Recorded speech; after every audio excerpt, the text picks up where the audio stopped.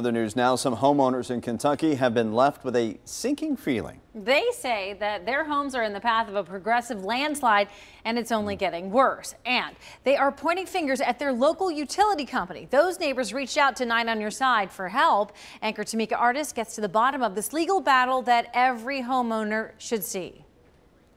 This could happen to anyone. Imagine your biggest investment being worth only about 2/3 what you paid for it. Well, these homeowners say that is exactly what is happening to them. Their American dream now turned into a nightmare.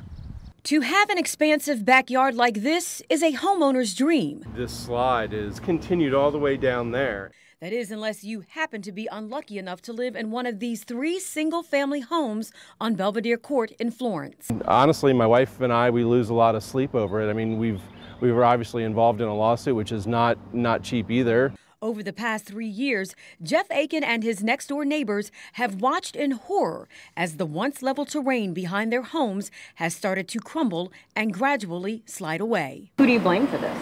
It's SD1. It's completely their fault. Days after Sanitation District 1 dug a trench at the base of this adjacent hillside to install a new sewer line, Aiken says that picture-perfect backyard looked like this and this. And today, it looks like this. You can see how a good portion of the land appears to have vanished. This fence, the only thing standing between his home and a very steep and dangerous drop. When I went down there after they did the work, it just looked like a cliff straight down 20 feet.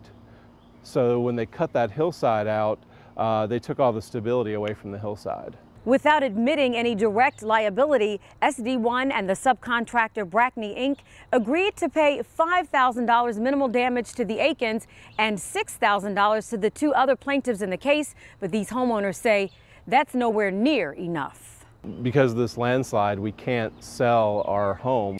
Attorney Jason Conti says the problem with a progressive landslide is there's no way to know when or where the hillside will finally settle. Because no one's going to buy a house where you've got the risk of this landslide creeping up. The solution, he says, is to drill a series of concrete piers, like the ones in this illustration, into the ground to stop any further movement. His appraisers estimate that could cost between $218,000 and $269,000. My clients are just frustrated. What they've been looking for is for SD1, which is a public entity, to step up and make this right. Conti directed 9 on Your Side to another document in which SD1's own geotechnical engineers recommended that no unsupported bench cuts be made into the toes of the existing slopes for equipment access or for any other reason. They were negligent.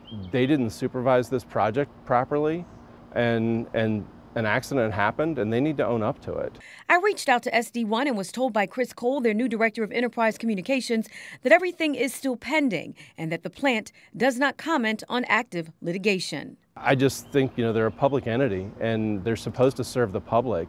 And last time I checked, I'm part of the public. But for now, Jeff Aiken is left with a sinking feeling he says he cannot begin to shake. It's been difficult. We're basically prisoners in our own home.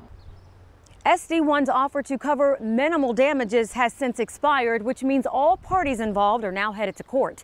The Aikens say, but for them, this has never been about money. They just want the problem fixed, and soon, before it gets any worse. In Florence, I'm Tamika Artist, 9 on Your Side.